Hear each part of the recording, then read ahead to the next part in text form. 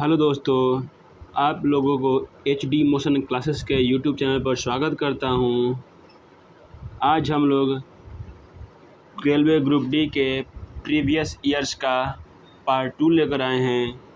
ये जो है वीडियो ये 18/9/2018 का पूछा हुआ जो first, second and third shift के जो जीके एंड जो जीएस पूछा था उसका क्वेश्चन है। अगर आप पहला वीडियो नहीं देखे हैं तो पार्ट 1 वीडियो देख लें, क्योंकि ये वीडियो बहुत आवश्यकता है रेलवे ग्रुप डी का एग्ज़ाम देने से पहले, क्योंकि हमारी रेलवे जो होती है बार बार क्वेश्चन को रिपीट करते रहती है। तो चलिए बिना देरी किए हुए हम लोग शुरू करते हैं। चलिए ये पहला क्वेश्चन हम देखते हैं, आगे पहले देख लेते हैं।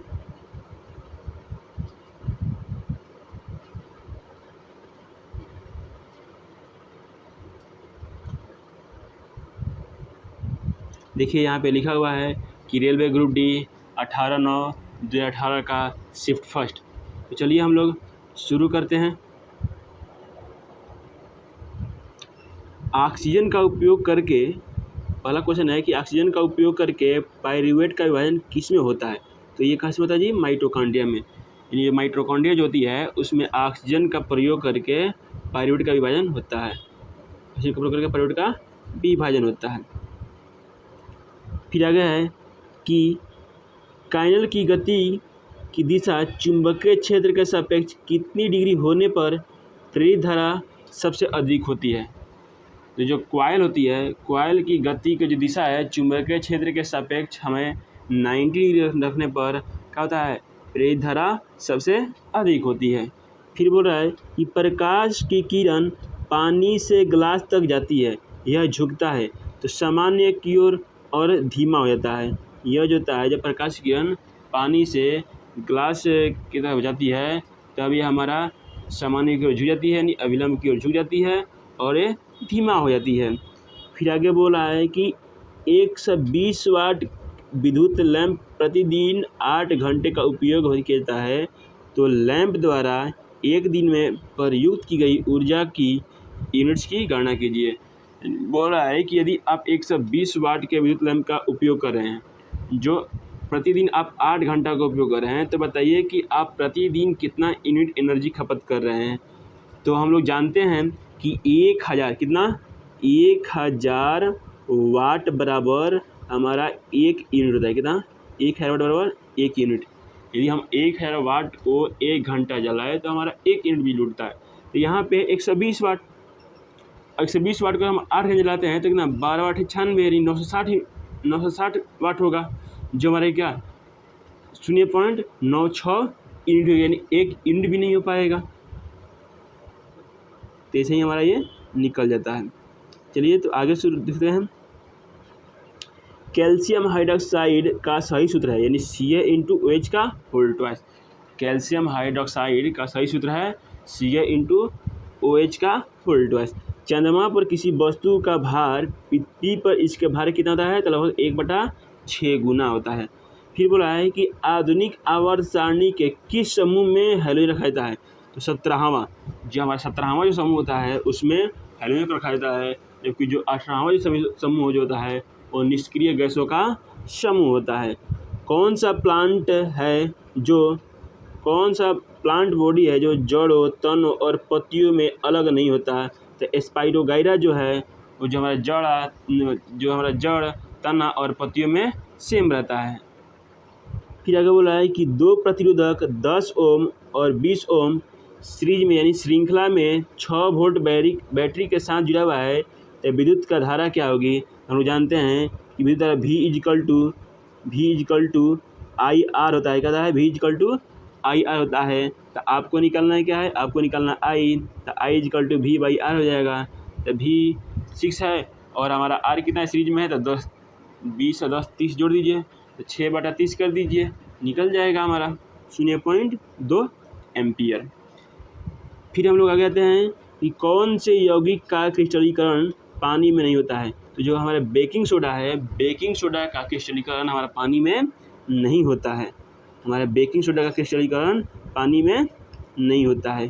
फिर हम लोग आगे देख रहे हैं कि श्रवणीय रेंज से नीचे आवृत्ति के साथ ध्वनि तरंगों क्या कहा जाता है, यानी वैसी ध्वनि जो हमारा श्रवण यानी सुनने से भी कम उत्पन्न हो रही है, तो उस आवृत्ति को हम लोग इंफ्रासोनिक कहते हैं इंफ्रासोनिक, यानी ऐसी ध्वनि जो हमारे सुनने से भी कम उत्पन्न हो रही है उसे क्या बोलते हैं, इंफ्रासोनिक ध्वनि बोलते हैं।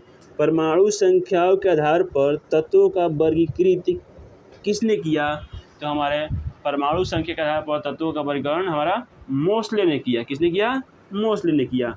वह बिंदु जहाँ पर एक वस्तु का संपूर्ण भार कार्य करता है उसे क्या कहता है, तो गुरुत्वाकर्षण का केंद्र कहता है। वह बिंदु जहाँ पर हमारा वस्तु का संपूर्ण भार कार्य करता है वो हमारा गुरुत्वाकर्षण का केंद्र कहलाता है। 5 से 8% जो एसिटिक एसिड को कहा जाता है, क्या कहता है जी, सिरका। यानी 5 से 8% अगर हम लोग एसिटिक एसिड लेते हैं तो उसको क्या बोलेंगे, उसको हम लोग सिरका बोलेंगे। कौन सा जानवर मुकुलन द्वारा पुनरुत्पादित करता है और प्रजनन क्रियान्वित कर सकता है, तो जो हाइड्रा जो होता है, हाइड्रा जो होता है हमारा मुकुलन के द्वारा उत्पादित और प्रजनन कर सकता है। विद्युत बल्ब में आमतौर पर रासायनिक रूप में कौन सी निष्क्रिय गैस भरी जाती है, तो विद्युत बल्ब में जो हमारा आमतौर पर नाइट्रोजन निष्क्रिय गैस कौन सी भरी जाती है, नाइट्रोजन जो है उसको भरी जाती है। कौन सा हार्मोन युवा अवस्था के समय लड़कों में दिखाई देने वाली उपस्थिति में बदलाव लाता है, तो हमारा टेस्टोस्टेरोन। जो हमारा टेस्टोस्टेरोन जो होता है हमारे युवा अवस्था में होने वाले लड़कों में परिवर्तन को दिखाई देता है। कौन, टेस्टोस्टेरोन। टेस्टोस्टेरोन की सहायता से ही हमारे जो युवा लड़के हैं उनके अंदर परिवर्तन दिखाई देता है। रासायनिक अभिक्रिया जिसमें गर्मी उत्पन्न होती है उसे कहता है जी, उसे हम लोग ऊष्माक्षेपीय अभिक्रिया कहते हैं। यानी वह रासायनिक अभिक्रिया जिसमें हमारा ऊष्मा बाहर निकलता है उसे क्या बोलते हैं, उसे हम लोग ऊष्माक्षेपीय अभिक्रिया कहते हैं। ये तो हमारा ये करंट अफेयर्स है जो शुरू किया था महिला और बाल विकास मंत्रालय ने 11 अगस्त 2016 को किस दिवस को मनाने के उद्देश्य से एक सोशल मीडिया अभियान शुरू किया था, तो बेटी दिवस। ये सरकार ने 11 अगस्त 2016 को बेटी दिवस के रूप में मनाने का शुरू किया था, सोशल अभियान था ये। अगला क्वेश्चन है, करेवा जो एक मिट्टी या एक प्रकार का गाद है, करेवा जो क्या है, एक प्रकार का मिट्टी या गाद है, किस भारतीय राज्य में पाई जाती है, तो ये हमारे जम्मू कश्मीर पाई जाती है। जो करेवा एक मिट्टी या गाद है वो किस राज्य में पाई जाती है, तो हमारा जम्मू कश्मीर में पाई जाती है। ये भी जो है ये भी एक बुक ही है, पढ़ लेते हैं हम लोग। KR मीरा द्वारा लिखी गई पुस्तक का नाम बताएं जो राजनीतिक में ईमानदारी और आशीर्वाद की कीमत चुकाने के विषय में प्रासंगिक सवाल उठाती है। यानी KR मीरा एक पुस्तक लिखी थी जो क्या कहता है, जो राजनीति के में ईमानदारी है या आशीर्वाद है, आदर्शवाद जो है उसको कीमत चुकाने के लिए, इसके कीमत चुकाने के प्रसंग में लिखा हुआ बुक है ये। इस बुक का नाम क्या है, the gospel of Judas, the gospel of Judas. फिर आगे है कि यदि उत्तर पूर्व उत्तर होगा तो पूर्व क्या होगा, उत्तर पूर्व। ये तो हमारा रीजनिंग है, ये तो आप लोग देख सकते हैं। चलिए हम लोग आगे देखते हैं। ये भी हमारा करंट अफेयर्स ही है। फिर 24 मार्च 2016 को कौन सा दिन था, शुक्रवार। ये भी हमारा करंट थी, ये रीजनिंग है, ये आप लोग देख लीजिएगा सॉल्व करके। वाटरलू का युद्ध किस वर्ष लड़ा गया था, तो वाटरलू का युद्ध हमारा 1815 ईस्वी में लड़ा गया था।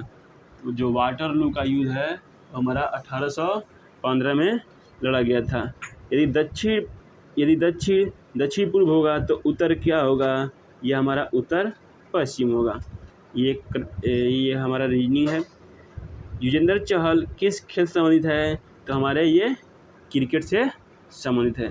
जो युजवेंद्र चहल तो हमारे क्या हैं, क्रिकेट खेल से संबंधित हैं। फिर हम आगे बढ़ते हैं कि फेमिना मिस इंडिया 2018 का ताज किसे पहनाया गया, तो ये भी हमारा करंट अफेयर्स ही है। फिर आगे बोलते हैं, यूरोप की सबसे लंबी नदी कौन सी, यूरोप की सबसे लंबी नदी कौन सी हो, तो है हमारी वोल्गा। यूरोप की सबसे लंबी नदी वोल्गा है, कौन सी है, वोल्गा है। चुनावी प्रक्रिया में नागरिकों की बढ़ती भागीदारी के लिए भारत के निर्वाचन आयोग ने पूरे देश में किस दिनांक को 8वीं राष्ट्रीय मतदाता दिवस मनाया गया? तो हम लोग जानते हैं कि 25 जनवरी का मनते जी 25 जनवरी को हम लोग मतदाता दिवस मनाते हैं, याद कर लीजिएगा आप लोग। कौन सा एकमात्र ऐसा देश है जो अंडर 19 क्रिकेट विश्व कप में 4 बार विजयी हुआ है? तो क्या है? भारत है। भारत जो है अंडर 19 विश्व कप में 4 बार विजयी रहा है, जबकि अंडर एबव 19 से जो वर्ल्ड कप हुआ है उसमें लगभग 2 बार विजयी हुआ है। भारत के विकास में विदेशी ये भी क्या जी अच्छा भारत के विकास में विदेशी भारतीय समुदाय के योगदान को चिन्हित करने के लिए 9 जनवरी को हर साल कौन सा आयोजन रहता है? तो भारतीय प्रवासी दिवस। ये क्वेश्चन है कि भारतीय प्रवासी दिवस कब मनाता है? तो भारतीय प्रवासी दिवस 9 जनवरी को मनाया जाता है। भारतीय प्रवासी दिवस 9 जनवरी को मनाया जाता है। फिर आगे है, ये भी हमारा ये करंट अफेयर्स ही है कि देश में महत्वपूर्ण समस्याओं के समाधान के लिए मशीन लर्निंग और आर्टिफिशियल इंटेलिजेंस का उपयोग करने वाले भारतीय स्टार्टअप के लिए विशेष रूप से तैयार विशिष्ट परामर्श प्रोग्राम का नाम क्या है? Launch pad accelerator India. ये करंट अफेयर्स है। फिर यहाँ पे गणतंत्र दिवस परेड 2018 में सबसे अच्छी झांकी पुरस्कार केंद्रीय रक्षा मंत्री निर्मला सीतारमण ने किस राज्य को दिया था? तो महाराष्ट्र को दिया था। ये भी क्या है? करंट अफेयर्स ही आप लोग देख लीजिएगा। करंट आप लोग 2021 और 22 का देखिएगा। चलिए तो हम लोग RRB group D level post 1 post 18/9/2018 के ये सेकंड शिफ्ट का क्वेश्चन पढ़ते हैं। किसका? सेकंड शिफ्ट का क्वेश्चन पढ़ते हैं। क्वेश्चन है कि मिलियन आवर्त होते हैं, क्या होते हैं? MTM HM। जो मिलियन आवर्त होते हैं वो क्या होते हैं? MTM HM। दूध वाले जो होते हैं, दूध वाले ताज़े दूध में थोड़ा सा बेकिंग सोडा मिलाता है। क्यों? क्योंकि दूध का अम्लीकरण को रोका जा सके। जो दूध वाले होते हैं, दूध ज़्यादा अम्ल ना हो यानी फटे नहीं दूध, इसके लिए इसके लिए उसमें वो बेकिंग सोडा मिलाते हैं। क्या मिलाते हैं? बेकिंग सोडा मिलाते हैं। तो ऊर्जा का व्यावसायिक इकाई क्या है? तो ऊर्जा का व्यावसायिक इकाई किलोवाट घंटा है।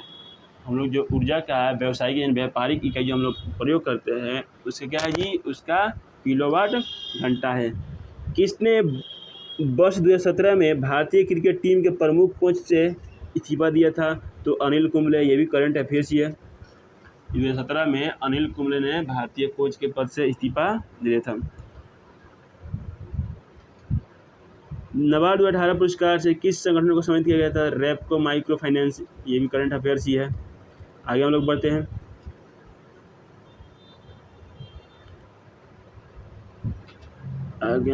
हैं। ये है कि उस एथलीट प्रतियोगिता का नाम बताया जिसमें मनप्रीत कौर ने एशियाई ग्रांड प्रिक्स एथलेटिक्स मीट में पहले चरण में स्वर्ण पदक जीता है। तो गोला फेंक। तो इसका भी याद रखिएगा कि जो मनप्रीत कौर है वो किससे जुड़ी हुई है? तो मनप्रीत कौर गोला फेंक से जुड़ी हुई है। मनप्रीत कौर जो है हमारी वो गोला फेंक से जुड़ी हुई है। फिर हम बताते हैं ये करंट अफेयर्स ये सलमान खान वाला है।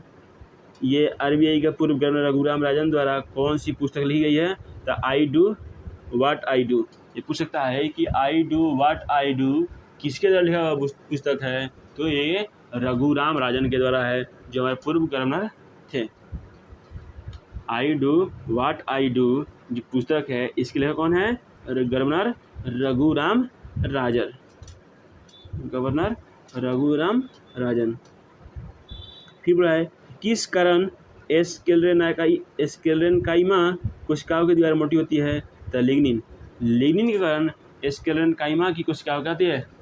एस्केलेनकाइमा की दीवार जो होती है मोटी होती है। लिग्निन कारण। किस कारण? लिग्निन के कारण। फिर हम लोग आगे बोलते हैं, आगे देखते हैं। ये भी करंट अफेयर्स है, विजय शेखर शर्मा। फिर आगे बोल रहा है कि दूसरे आवर्त से संबंधित और मजबूत श्रृंखलन गुण वाले तत्व का इलेक्ट्रॉनिक विन्यास क्या होगा? ये होगा 2 और 4। दूसरे आवर्त से संबंधित रखने वाले और मजबूत श्रृंखलन गुण वाले तत्व जो है उसका इलेक्ट्रॉनिक विन्यास 2 और 4 ही होगा। पगलाडिया बांध परियोजना किस राज्य में स्थित है? तो पगलाडिया बांध परियोजना हमारा असम राज्य में स्थित है। कहाँ पे है? असम राज्य में स्थित है। पगलाडिया बांध परियोजना हमारा असम राज्य में स्थित है। FSSAI जो हमारा फूड पर मुहर लगता है सरकार के द्वारा, ये जितने भी खाने पीने वाला चीज़ होता है उस पर, तो FSSAI जो है का पहल क्या है जो जैव डीजल के लिए प्रयुक्त खाना पकाने के तेल का संग्रह और रूपांतरण सक्षम करेगी? यह है रुक्कू, RUCO, रुक्कू। फिर हम लोग आगे देखते हैं। बोल रहा है यदि एक अवतल दर्पण की वक्रता त्रिज्या 6.2 सेंटीमीटर है, इसकी फोकस दूरी की लंबाई कितनी होगी? तो 3.1 सेंटीमीटर होगी, क्योंकि वक्रता त्रिज्या R/2 होता है। F बराबर फोकस दूरी F बराबर R/2 होता है। जो लोग R क्या था? वक्रता त्रिज्या होता है। 6.2 में आप 2 से भाग दीजिएगा तो 3.1 आ जाएगा। तत्व ABCDE जिसका परमाणु क्रमांक क्रमशः 2, 3, 7, 10 और 30 है, में से कौन सा तत्व समान आवर्त से संबंधित रखता है? तो ये जो BCD यानी जो BCD जो तत्व है वो एक ही आवर्त से संबंध रखते हैं। क्या? एक ही आवर्त से संबंध रखते हैं। फिर हम लोग अगले क्वेश्चन पे आ जाए, अगले पेज में चलिए। बोला है कि महाराष्ट्र में गोवर्धन इको विलेज की स्थापना किस संगठन ने किया है? तो इस्कॉन। जो महाराष्ट्र है, महाराष्ट्र में गोवर्धन इको विलेज की स्थापना इस्कॉन ने किया है। बादलों का रंग जो सफ़ेद होता है किस कारण से दिखता है? ये हमारा प्रकाश के प्रकीर्णन का रंग। जो बादलों का रंग जो होता है सफ़ेद वो किस कारण से दिखता है? तो हमारा प्रकाश के प्रकीर्णन के कारण। चालक तार की PVC द्वारा कोटिंग करके किसको रोकाता है? तो शॉर्ट सर्किट के रोकाता है। जो भी हमारा जो कंडक्टर होता है, जो तार होती है, उस पर PVC का लेपिंग कहता है। किस कारण? किसके लिए? तो शॉर्ट सर्किट से रोकने के लिए। 90 ईस्ट्रीज जो एक अंतर समुद्री ज्वालामुखी रिज है, कौन से महासागर में स्थित है? तो 90 ईस्ट्रीज जो है एक प्रकार का अंतर समुद्री ज्वालामुखी है। यह कौन से महासागर में स्थित है? तो हिंद महासागर में 90 ईस्ट्रीज है जो एक अंतर समुद्री ज्वालामुखी है। 2018 में किसे British India of the year से सम्मानित किया गया? तो ईश्वर वर्मा। ये करंट अफेयर्स 2018 का है, इसको हम लोग को नहीं याद करना है। हम लोग को 2021 और 2022 करंट अफेयर्स याद करना है। फिर यहाँ पे आगे है कि भारत के सबसे बड़ा ट्रेन द ट्रेनर कार्यक्रम किसने लॉन्च किया है? तो पुलेला गोपीचंद क्या है? यह एक बैडमिंटन खिलाड़ी रह चुके हैं। ये हमारे साइना नेहवाल और PV सिंधु के कोच भी हैं। तो भारत का सबसे बड़ा ट्रेन द ट्रेनर कार्यक्रम का लॉन्च पुलेला गोपीचंद ने किया है। किसी वस्तु को एक निश्चित ऊंचाई से भूमि पर गिराया जाता है, जब वह भूमि को छूती है इसमें कौन सी ऊर्जा होती है? तो गतिज ऊर्जा। जब कोई वस्तु को ऊंचाई से गिराता है तो जमीन को छूता है तो उसमें कौन सी ऊर्जा होती है? उसमें गतिज ऊर्जा होती है। किसने सजीव वस्तुओं में लक्षणों के आनुवंशिकता के सिद्धांतों के प्रतिपादन में योगदान दिया? तो ग्रेगर मेंडल ने। जो ग्रेगर मेंडल है वो हमारे सजीव वस्तु में लक्षणों की आनुवंशिकता के सिद्धांत का प्रतिपादन किया। जो ग्रेगर जॉन मेंडल जो है वह हमारे सजीवों में आनुवंशिकता के लक्षणों का प्रतिपादन किया था। ऑक्सीजन का आणविक द्रव्यमान होता है कितना? तो ऑक्सीजन का आणविक द्रव्यमान 32 होता है। कितना होता है? ऑक्सीजन का आणविक द्रव्यमान 32 होता है। फिर आगे हम लोग देखते हैं, 2 फोकस दूरी वाले लेंस का उपयोग किससे पीड़ित व्यक्तियों द्वारा किया जाता है? तो मायोपिया और हाइपरमेट्रोपिया, जिसे हम लोग इंग्लिश में एक होता है निकट दृष्टि दोष, एक होता है दूरदृष्टि दोष, एक होता है जरा दूरदर्शिता। तो मायोपिया और हाइपर मायोपिया को हम लोग क्या बोलते हैं? जरा दूरदर्शिता। इसमें दो लेंस का प्रयोग होता है, एक उत्तल लेंस और एक अवतल लेंस। तो वही बोल रहा है कि 2 फोकस दूरी वाले लेंस का उपयोग किससे पीड़ित व्यक्ति होता है? तो मायोपिया और हाइपरमेट्रोपिया के द्वारा, मायोपिया और हाइपरमेट्रोपिया के द्वारा। ये तो फीफा विश्व कप 2018 में गोल्डन बूट अवार्ड किसे जीता था? Harry Kane. ये तो हमारा 2018 का करंट अफेयर्स है, इसको हम लोग को नहीं पढ़ना है, ये भी हम लोग को नहीं पढ़ना है, ये भी 2018-2017 करंट अफेयर्स है। फिर लोग आते हैं कि कौन सी भारत की स्वदेशी निर्मित और विकसित लंबी दूरी की सबसोनिक क्रूज मिसाइल है? तो निर्भया। कौन है? निर्भया। जो निर्भय एक क्रूज मिसाइल बनाया गया है, जो सबसोनिक क्रूज मिसाइल है, ये हमारी स्वदेशी निर्मित है।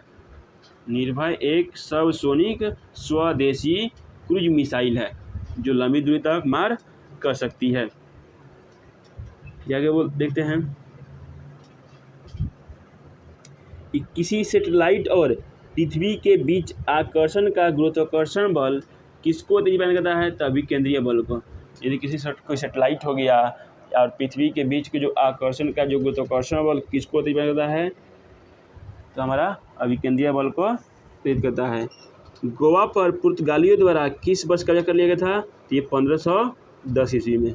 गोवा पर पुर्तगालियों द्वारा 1510 ईस्वी में कब्जा किया गया था। स्वतंत्र पार्टी के संस्थापक कौन है? तो सी राजगोपालचारी। स्वतंत्र पार्टी के संस्थापक कौन है? तो सी राजगोपालचारी हैं। ये भी क्या है? ये भी मेरा करंट अफेयर्स है कि किस भारतीय राज्य के केंद्र सरकार ने हेरिटेज सर्किट के विकास के लिए 98.35 करोड़ मंजूर किए हैं? तो असम को। ये भी क्या है? ये भी हमें करंट अफेयर्स है, इसको भी हमको याद नहीं करना है। फिर हम मूत्र त्याग की उत्तेजना को नियंत्रित कर सकते हैं किसके द्वारा? तो मांसपेशीय मूत्राशय की तंत्रिका नियंत्रण में होने पर। यदि मूत्राशय की मांसपेशियाँ के तंत्रिका और नियंत्रण में हमारे है तो हम कहते हैं हम मूत्र त्याग को नियंत्रण कर सकते हैं।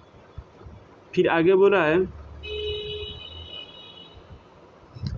यदि किसी तत्व का इलेक्ट्रॉनिक विन्यास 282 है तो वह आधुनिक आवर्त सारणी के किस आवर्त में है? तो आवर्त नंबर 3 में है। यदि किसी तत्व का इलेक्ट्रॉनिक विन्यास 282 है तो वह आधुनिक आवर्त सारणी किस आवर्त में है? तो आवर्त नंबर 3 में है। कौन से पौधे के बीच में एक खाद्य भंडार के रूप में कार्य करता है? तो बीजपत्र। जो बीजपत्र होता है पौधों के बीच में एक खाद्य भंडार के कार्य करता है। जो बीजपत्र होता है पौधों के बीच में एक खाद्य भंडार का कार्य करता है। 240 वोल्टेज और 6 एम्पियर धारा वाले एक विद्युत बल्ब की पावर होती है P = VI होता है। क्या होता है? P = VI होता है। तो वोल्टेज 240 वोल्ट है और I हमारा धारा 0.6 एम्पियर है। अगर इसे हम गुना करेंगे तो हमारा पावर यानी P वाट यानी 144 वाट आ जाएगा। किसने बिग बॉस 11 के हिंदी संस्करण की मेजबानी की थी? ये सलमान खान। ये तो करंट अफेयर्स ही था। फिर आगे बोला है कि 4 कार्बन परमाणुओं वाले हाइड्रोकार्बन के साथ जुड़ने वाला उपसर्ग कौन सा होता है? तो ब्यूटेन होता है। लोग ब्यूट बोलते हैं ना, ब्यूट भाई। तो 4 कार्बन परमाणु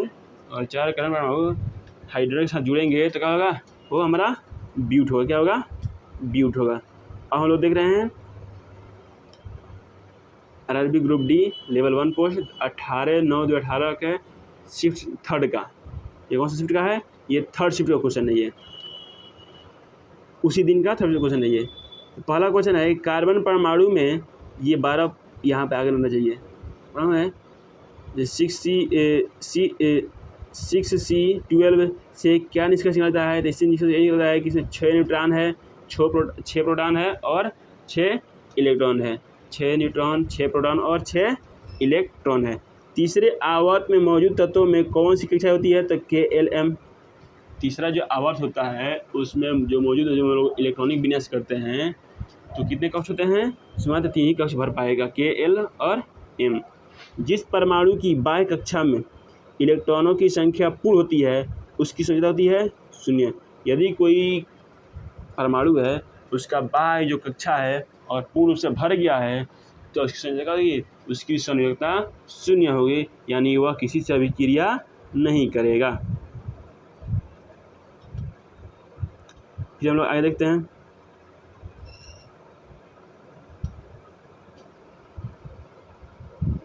काला औजार के लिए उत्तरदायी जीवों की उत्पत्ति का कारण है अधोमुखी युग्मक विखंडन का। जो काला औजार के लिए उत्तरदायी जीवों का उत्पत्ति का कारण है अधोमुखी युग्मक विखंडन। स्थितिज ऊर्जा किसके बराबर होती है? तो स्थितिज ऊर्जा जो mgh हम लोग पोटेंशियल यानी पोटेंशियल यानी kp यानी स्थितिज ऊर्जा होती है वो mgh के बराबर होती है।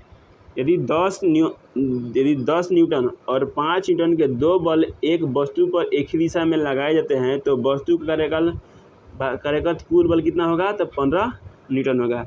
किस तत्व में उच्च आयनिक ऊर्जा है? तो ये हीलियम है।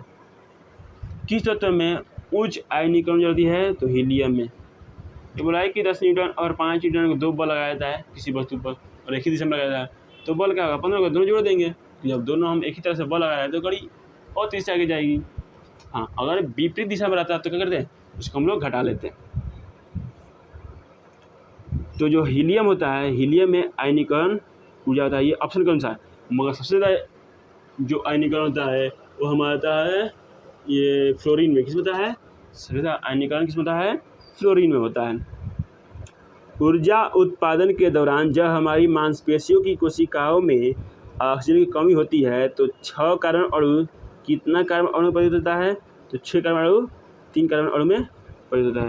यानी जब हमारे शरीर में ऊर्जा का निर्माण होता है, यदि उस वक्त ऑक्सीजन की कमी पड़ जाए तो हमारे शरीर में जो मांसपेशियों में जो 6 कार्बन अणु होते हैं उसमें से वो क्या होते हैं? वो 6 कार्बन अणु 3 कार्बन अणु में परिवर्तित हो जाते हैं।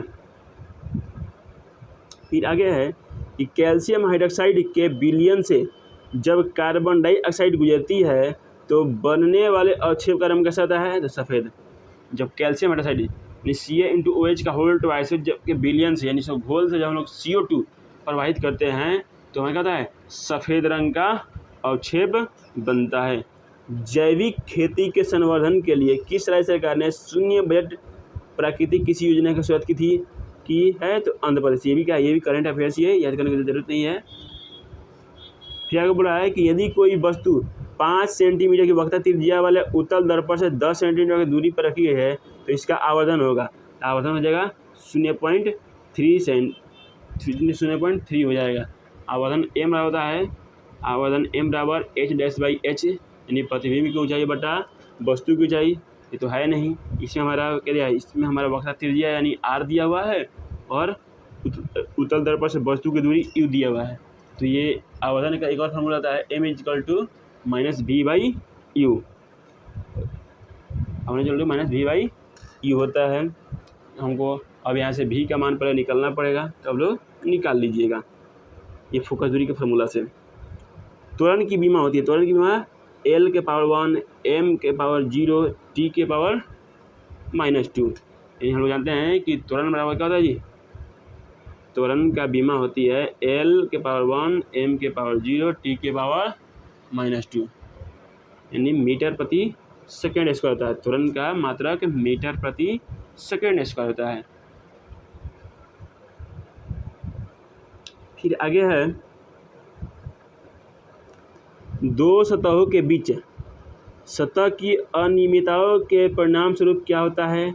दो सतहों के बीच सतह की अनियमितता के कारण हमारा घर्षण होता है। क्या होता है? घर्षण होता है। प्रोटीन की जानकारी प्रदान करने वाले DNA का भाग को कहा जाता है जीन। जो प्रोटीन की जानकारी प्रदान करता है उससे जो DNA का भाग क्या कहता है जी? उसको हम लोग जीन कहते हैं। यदि 1 kg मिश्र धातु में 32% कॉपर है, 40% जिंक है और 6% निकल है तो मिश्र धातु में कॉपर की मात्रा कितनी होगी? 320 ग्राम, क्योंकि 1 kg में 1000 ग्राम होती है। 32% यानी 320 ग्राम, 40% यानी 400 ग्राम जिंक हो जाएगा। बच्चा यानी 40 और 32 कितना जाएगा? 72 हो जाएगा, यानी 28% हमारा निकल हो जाएगा। अगर निकल की मात्रा पूछता तो 280 ग्राम निकल हो जाता।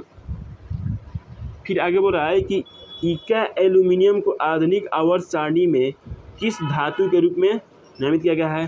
तो इका एल्यूमिनियम को आधुनिक आवर्त सारणी में गैलियम के रूप में नामित किया गया है। जो इका एल्यूमिनियम को है आधुनिक आवर्त सारणी में इसको गैलियम का नाम दिया गया है।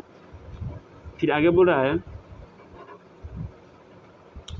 कि रेगिस्तानी पौधे की बाह्य त्वचा पर मोम जैसे पदार्थ की परत पाई जाती है। यह पदार्थ है क्यूटिन। रेगिस्तानी पौधे की बाह्य त्वचा पर मोम जैसा एक पदार्थ पाया जाता है, जिसका बोलते हैं जिसे हम लोग क्यूटिन बोलते हैं। क्यूटिन क्या बोलते हैं? क्यूटिन। दंत चिकित्सक अवतल दर्पण का उपयोग करते हैं क्योंकि इस पर निरित प्रतिबिंब होता है आभासी और बड़ा। जो दंत चिकित्सक जो होते हैं वो अपने माथे पर एक अवतल दर्पण का उपयोग करते हैं आपके अंदर देखने के लिए, मुंह के अंदर देखने के लिए। इसमें जो प्रतिबिंब बनता है वो आभासी और बड़ा बनता है। भारत में अंग्रेजों द्वारा निर्मित पहला किला कौन सा है? तो फोर्ट सेंट जॉर्ज। भारत में अंग्रेजों द्वारा निर्मित पहला किला कौन सा है? Fort Saint George. फिर ये क्या है? ये फिर हमारा ये करंट अफेयर्स ही है,